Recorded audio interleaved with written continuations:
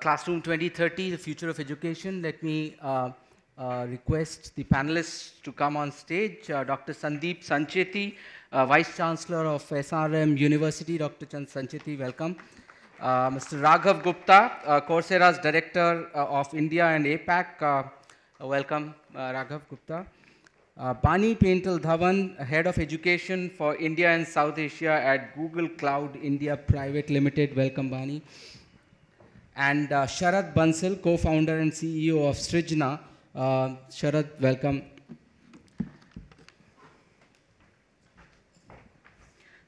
Please take it.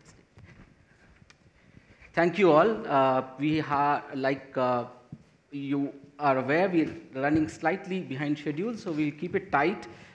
Let's start with, when you look at Classroom 2030, when we were thinking of this subject, and we were discussing internally within business today, what is it that it closely resembles? What does it look like? The industry that we seem to be going back to again and again is entertainment, and that's, it's very strange that the industry that comes closest to the way education is moving, it seems like entertainment. Everything is bite-sized, everything is short, everything is at your purpose. So let me start with this. I mean, let's start with Bani, you and you, on the, because we want to understand how are you seeing the future of education from Coursera's point of view, from Google's point of view. How are you seeing the future of education from your? How are you preparing your organizations for that? What does the Classroom 2030 look like to you? Yeah, sure. Thanks, Rajiv, and good evening to you all. I think very clearly the changes that we are seeing in not only in terms of technology, but just how the geopolitical scene is, how the economics are playing out. Very clearly, there needs to be a fundamental change in how we're going to impart a certain set of learning to our students, where it will be done, and what's the format. So all the way from learning approaches to how our infrastructure and classrooms will need to evolve to what kind of training needs to be imparted. All of that is going through a transformation. So from us as a technology provider and as Google, we clearly think of it as learning principles that we really must keep in mind when designing technology or designing products. Because if we are true to that, and if we are transformative in how we deliver learning to our students, or in this case, the users, that transformation would be easy. So some of the traits that we look for is that it should be experiential. That it should be authentic, it should be collaborative. I mean, we are seeing that the barriers in terms of distance, in terms of countries, etc., are actually narrowing down. What we need to do is to be more project-based, more hands-on. And this further then translates down into skills and how we look at building technology that develops skills that are collaborative, that is more teamwork oriented, that actually encourages you to tinker or think creatively. So all of this goes behind how we think about designing our products. Okay. Raghav? So I think it's important to talk about, when we talk about Classroom 2030, it's important to talk about who is the student that we are talking about. And to my mind, there are three types of students. One is children in school. Second is students in colleges and universities, Dr. Sancheti's university and so on. Yes. But very importantly, all working adults also need to be thinking about education. So we're talking about three segments of students. Yes. School students, college-going students, and adults. And as we think about the future of education, I think it's helpful to look at the past. So thousands of years ago, the model of education was apprenticeship. A carpenter became a carpenter by doing an apprenticeship.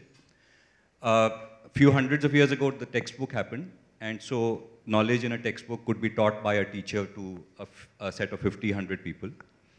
But in today's environment, where technology is changing so fast, what technology is enabling is to take best learning from a select set of people to thousands and millions of people around the world. So if I were to ask you, how many top 5 or top 10 machine learning educators are there in the world? The answer is there are only 5 or 10 best machine learning educators in the world. That's right. Similarly for negotiation skills, similarly for leadership skills, and so on and so forth. And what we are seeing happening as a result of platforms like Coursera, like Google, like others as well, is the best teachers in the world can be teaching not just hundreds of students, but can be teaching thousands and millions of students. Yes. So there is a course called Learning How to Learn on the Coursera platform, not a technical course, it's just a fundamental learning how to learn course. As human beings, how do we learn? And this course has been taken by 2 million people. So to my mind, Classroom 2030 will have a significant component of online learning because of the premise that a select few very good teachers can now teach millions of students around the world. Dr. Sancheti, with this in context, how is a real-world university right now looking at education? How do you see, in this context, how much of this will you be adopting and how much would you reject out of this? Good evening, everyone. First of all, I agree with my co-panelists in terms of the opinions expressed here. When it comes to what we'll accept and what we'll reject, probably is not in our control. The external forces or the demand of the public or the stakeholders will decide what we accept or what we basically reject. Yeah. But yes, the big transformation is on. I think there are a lot of talks about Industry 4.0. Many of you come from that background. I think there is an equivalent of Education 4.0 already concurrently running. And what it basically means is this new technology is going to invade us fully. I belong to a profession which we call teaching learning. If you see any accreditation or analysis, possibly you'll find that there are maximum number of marks given for teaching and learning put together. But today, I'll very easily, conveniently, I can say, the component of teaching is becoming less and the component of learning is becoming more significant. So teaching learning probably is now getting distorted the way it used to be. Some of you probably know that there is a term called flipped classrooms.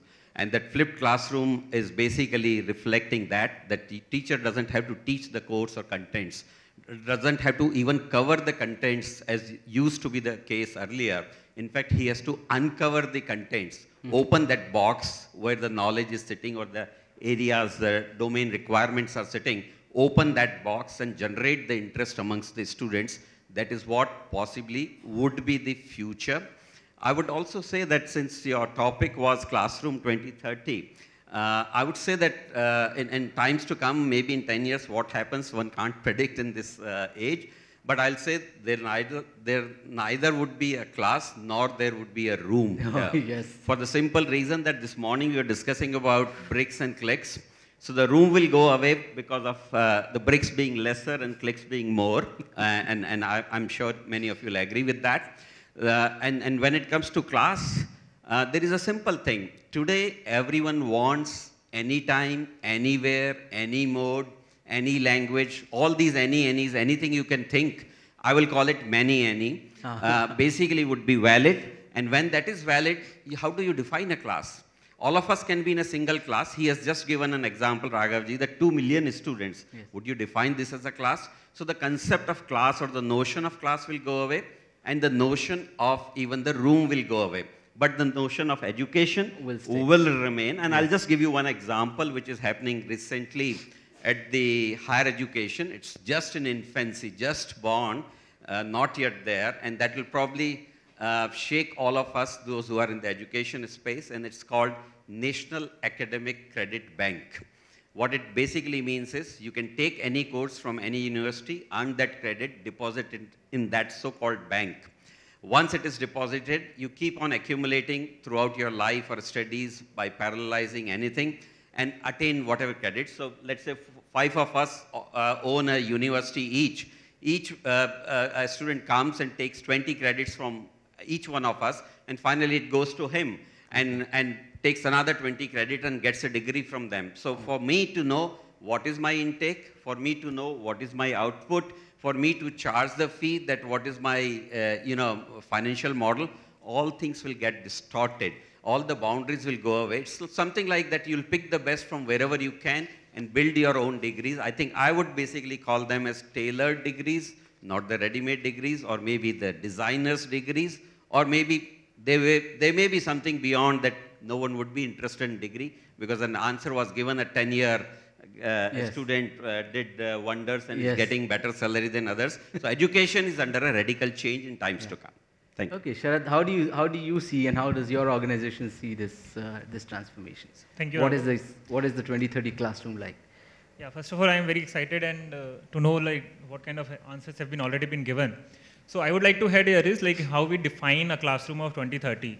So there could be four parameters which are very important. One is how the access to this knowledge is going to happen. Second is the content, what kind of content and what sources of content will be coming. Third would be kind of an examination or assessment or how you analyze yourself, and fourth would be infrastructures. So going forward, I will just take an example of, so we are into a space of STEM learning or experiential learning, which is one part of the content which is going to be delivered. So I take an example, like if you see the origination of computer labs coming in the schools, which started since 1995 and went into each and every school in the country by say 2008 or 10. And when you see the kind of technologies which is coming in 2010, it took less than 5 years to go into each and every classrooms.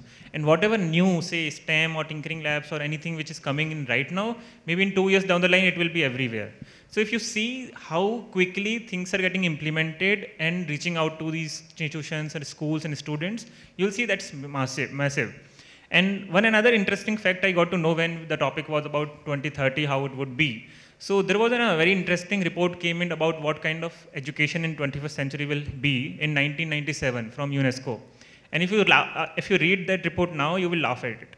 So when we are sitting in 2019 and when we are talking about what would be in 2030, what I believe is we are not sure what technologies will be there and what kind of resources will be required in the jobs. What we are sure is the students will be there and jobs they will have to take on. So classrooms, whether they exist or not, we need to create them, we need to prepare the student so that they are capable of taking on any kind of a new technology, new challenge which is going to come. So that involves human interaction, including deep learning, analysis, and assessment skills. So I think which part, Dr. Sancheti, what do you think is which part of this whole education system is going to be transformed the most?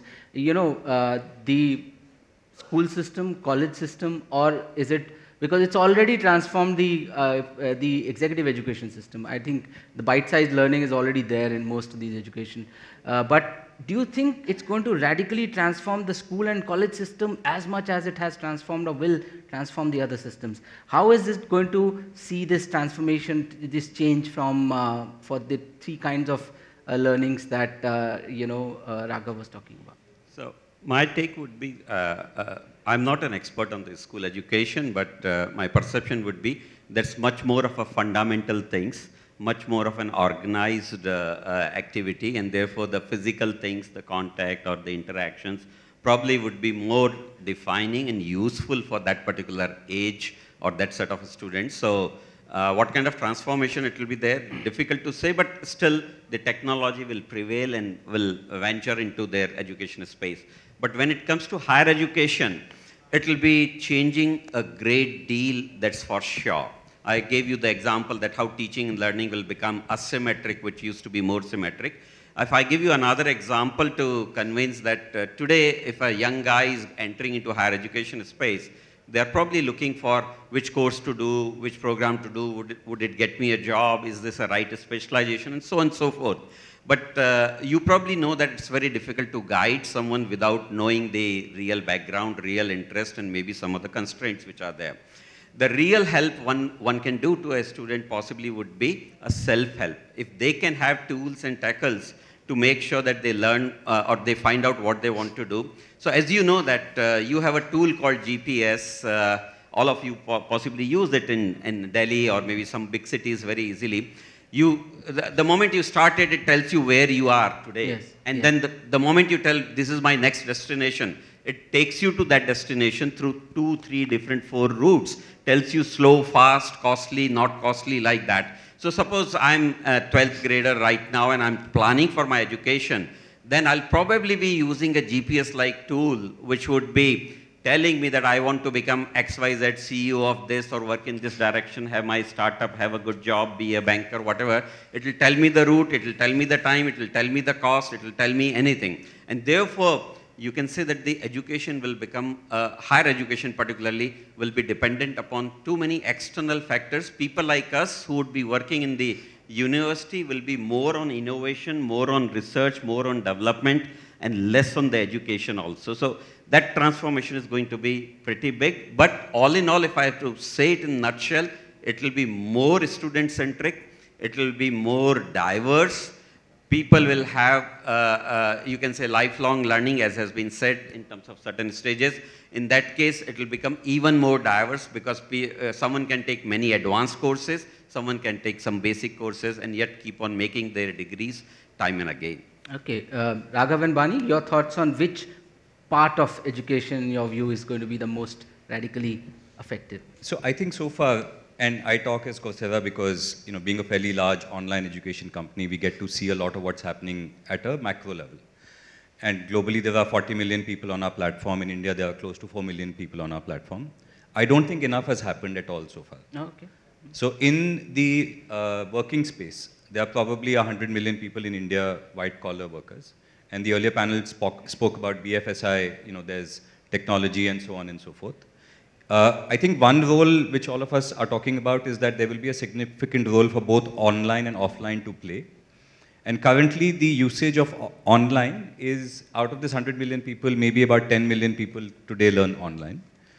There is still some transformation which is happening. I think the biggest transformation will happen in the higher education space in colleges and universities. I don't know what the numbers are, but there are probably about 25-30 million people in colleges and universities in India. And my estimate is that only about 2-3 million of them are also learning online. And to Dr. Sancheti's point, I think a lot of them will also start learning online as well as offline. I mean, when I was in college, if I had the ability to pause my professor, rewind him, and get him to repeat what he was saying, I would have really loved it. So I think that will start happening for a lot of people. Okay, Bani? I actually believe that some of the debate on whether there would be a classroom or not is something very debatable. Coming from as a parent, I would say that that's an institution that I really take pride in, and then the fact that we've had like great education system, and we're all examples of those systems. So I would say that it would depend on the user. If I were to start with K-12, the school system, what we fundamentally need to change is that we need to think about technology as an enabler first. It cannot solve the problem. It is going to be part of that solution and part of that puzzle, but a very powerful part. And it's only going to develop so fast that it's really important that on the other side, the second trend that I believe is really important is that learning is adapting to that changing need. And I don't just mean that it should adapt to what kind of technological changes that will happen, but just the mere fact that we will have to be much quicker at how we deliver learning or education and change much faster. We have taken a lot more time than most other mature markets have in India, and that's a disservice to our students and to our future generations. So the second part is how a student in school would want that learning to deliver. What is the teacher's role going to be in that? What is the institution role in that will be changing and will transform for sure. On the executive education, I believe that we will have to continuously be open to, look for new opportunities, to not feel comfortable in what we are doing, but be disruptive in our own careers and say, that I've done and I've gained this knowledge. I know that this intelligence works for me and I can use it elsewhere to provide value to my company. I think we need to bring that mindset in our executive education, and that's when the whole online piece would be really important, because it's difficult to train people, like have so many trainers that you can upskill, 4 million, people that we're talking about. So that's the executive side. And on higher ed, I clearly believe that our project-based learning, experiential learning, is going to be front and center. I mean, we've done fantastically well in theory. We've done fantastically well in drilling, our engineers and our doctors and stuff to do what they need to do very well. But what we really need to now think about is the companies of the future would want you to be multifaceted, would want you to have business acumen as high as an engineering acumen. So how are we thinking about impacting this entire ecosystem in a way that our students are ready to be that, to accept ambiguity, to change and, accept challenges. Okay. Yeah. Quickly, Sharad, your thoughts on So I'll keep it brief. So I define this difference between the school education, higher education, or the job level. So what you see is that at the school education, a child or a student doesn't know what to learn and also doesn't know what to do with that content. In this higher education level, they know, since they have already chosen the subjects, so they know what they need to learn, but they still don't know that what they need to do with that content. And the difference with the third point in the employment side, someone who is working in the jobs, they know what skills they need to learn and also what is going to benefit them. So that's why I agree with the Raghav. So that particularly the people who are into the jobs, working in the corporates, they're well aware about what kind of content they need to search on the internet, and then they can find out and they can learn about it. They don't have to be trained or to be pushed that how you need to learn and what you need to learn. While in the school education, since in SRNJA we are into school education, so my experience is towards that mostly. So there students are not very well figured out about what they need to learn, and there they need a guidance. They need a human interaction from their teachers. They also need a lot of moral values, and they need to make friends also. So I think, and the kind of infrastructure we have, like as Raghav said, 20 to 30 million students who are in colleges, but in schools there are 250 million students. So we don't have that infrastructure to very quickly move to the entire online thing because of a lot of human interaction side required. So in school education, I'm still seeing it's in a hybrid model. In some cases where things happening physically, but technology helps. For example, in assessments and examinations, technology helps a lot in understanding, but to conduct the test, you have to go offline in this institution. So I think we have run out of time, but while the minister, I believe, is already here, so while he's going to be walking in, I'd like to ask you one last question, and if you can keep it to 1-2 sentences if possible. What is it the examination system going to be like? What the future examination and certification system is going to be like? What do you think? So simply, just one example, like earlier, if you see the examination system, you compare someone with percentages, ranks and marks. Now you can use the technologies to know why the marks are lesser, what subjects were there, what was the content differentiation, and what you need to do with that. So that's a major factor in what you need to do. Very interesting. Bani? I think that we would move online and will test knowledge. More importantly, we would also want to see, what kind of skills are required for a particular thing. The learning underlying principles have to be about, not the kind of rote learning that we're doing, but actually on what kind of knowledge have you acquired, have you utilized it well, and can you actually implement that in a real life situation. Okay, Raghav? I think fundamentally in the country, the importance of examinations needs to go down.